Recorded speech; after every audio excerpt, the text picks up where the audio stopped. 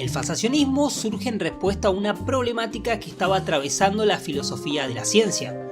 El inductivismo, el método utilizado en la época, estaba en crisis. Este era defendido por el Círculo de Viena, un organismo en donde científicos buscaban, a partir de la filosofía, indagar sobre la ciencia.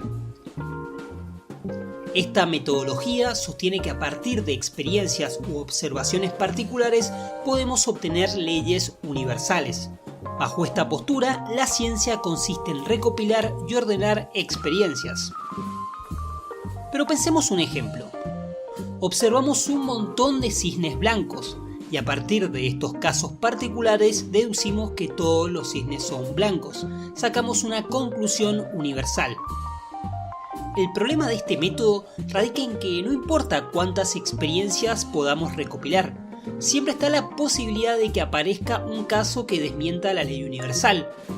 Más allá de que observe un montón de cisnes blancos, en cualquier momento puede aparecer uno negro.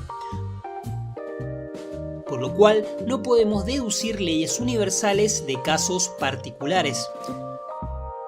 El falsacionismo de Popper viene a solucionar este problema, viene a proponer otra metodología.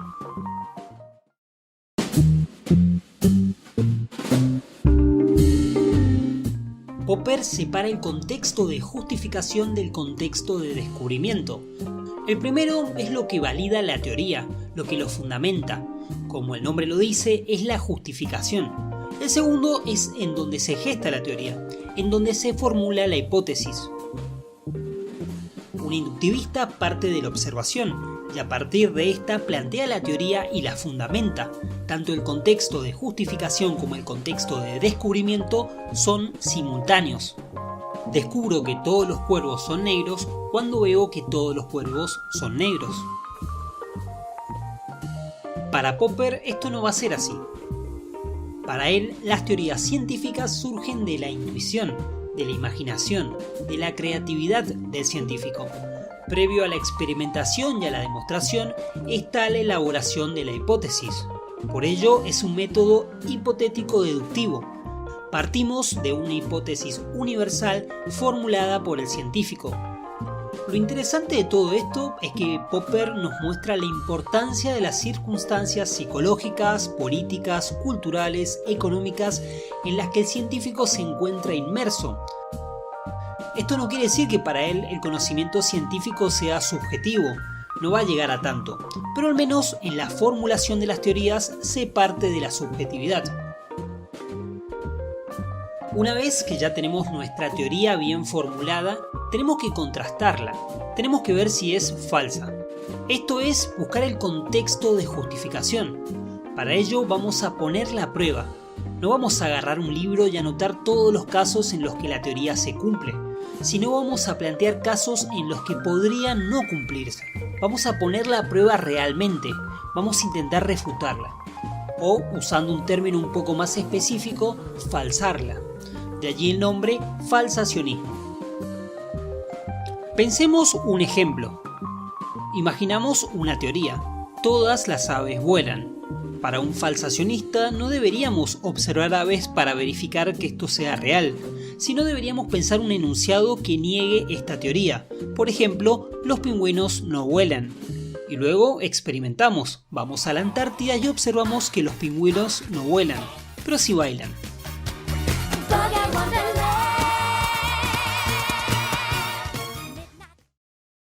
Entonces nuestra teoría, todas las aves vuelan, fue refutada por los pingüinos no vuelan, por lo cual decimos que es falsa.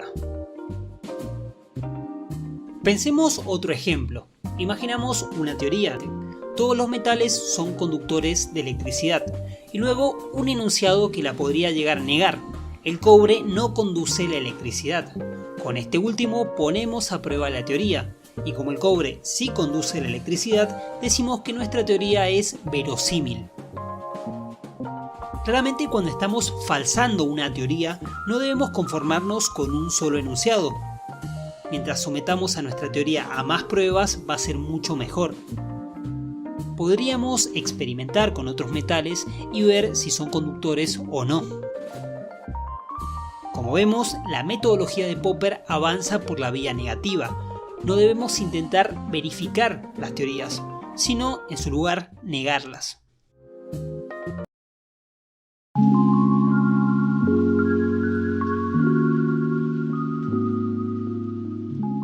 Ahora preguntémonos algo. ¿Por qué decimos que una teoría, si es refutada, es falsa y si no es refutada es verosímil? Para Popper nunca vamos a alcanzar la verdad completamente, sino vamos a aproximarnos cada vez un poquito más. Las teorías no son definitivas, sino provisorias. El conocimiento científico es una paulatina aproximación a la verdad. Cada vez vamos a explicar más cosas.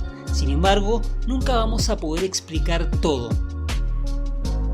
Decimos que la teoría es verosímil porque es creíble, pero no estamos completamente seguros que sea verdad. Popper usa una metáfora genial. Para él, las teorías son como redes que lanzamos para apresar aquello que llamamos mundo, para racionalizarlo, para explicarlo, para dominarlo. Lo que tratamos con las nuevas teorías es que sean más efectivas, que las mallas de esa red sean más finas para capturar y entender mejor al mundo, pero nunca vamos a poder capturar todo. Entonces, ¿cómo diferenciamos las teorías?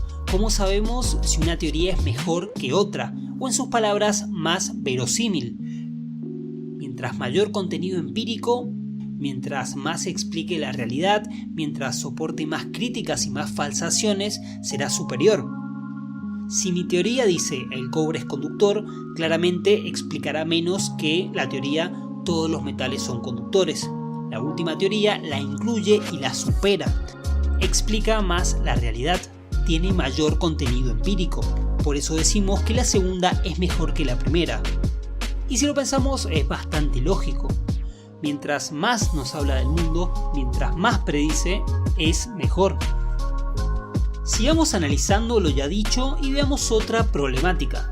Dijimos que las teorías científicas surgen de la subjetividad, de un científico que a través de una intuición creadora propone una teoría. Sin embargo, no por ello decimos que la ciencia es subjetiva. Y esto se debe a que, más allá del modo como descubrimos nuestra teoría, debe superar pruebas, estas falsaciones que ya mencionamos.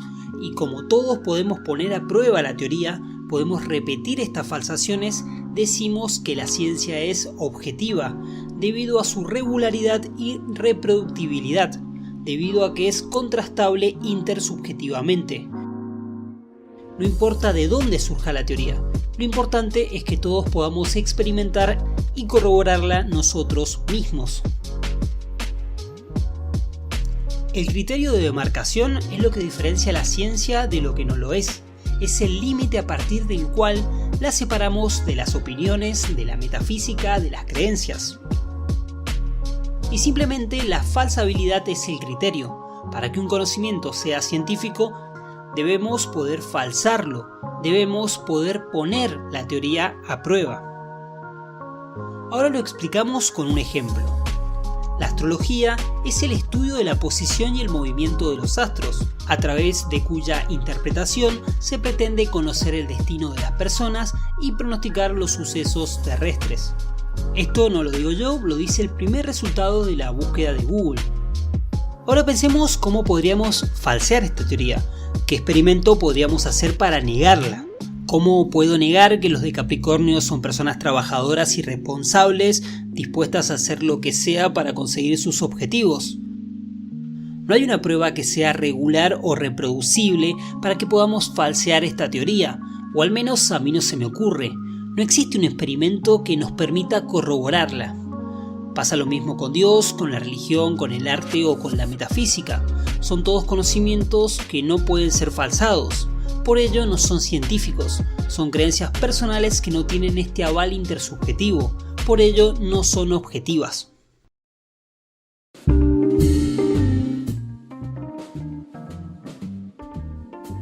¿Y qué podemos destacar de Popper? ¿Cuáles son sus aportes a la filosofía de la ciencia? Primero que nada, las hipótesis científicas no surgen de la observación. sino de la irracionalidad, de las ocurrencias, de la imaginación del científico. Él nos muestra que no existe un método para crear teorías, sino que surgen de la subjetividad. Por otro lado, el avance de la ciencia no es acumulativo, no son observaciones que se van registrando y ordenando, más bien se da por el derrocamiento de algunas teorías que son suplantadas por otras mejores, que explican mejor la realidad. Y creo que lo fundamental es la imposibilidad de alcanzar la verdad. Él nos muestra que las teorías científicas son provisorias, que sirven para explicar una parte de la realidad, pero que tarde o temprano va a llegar otra que la suplante. Creo que Popper es un pensador básico en la filosofía de la ciencia, y es sumamente importante. Quizás, en mi opinión, el más importante. Más allá de que sus teorías estén bastante cuestionadas, sentó unas bases muy firmes.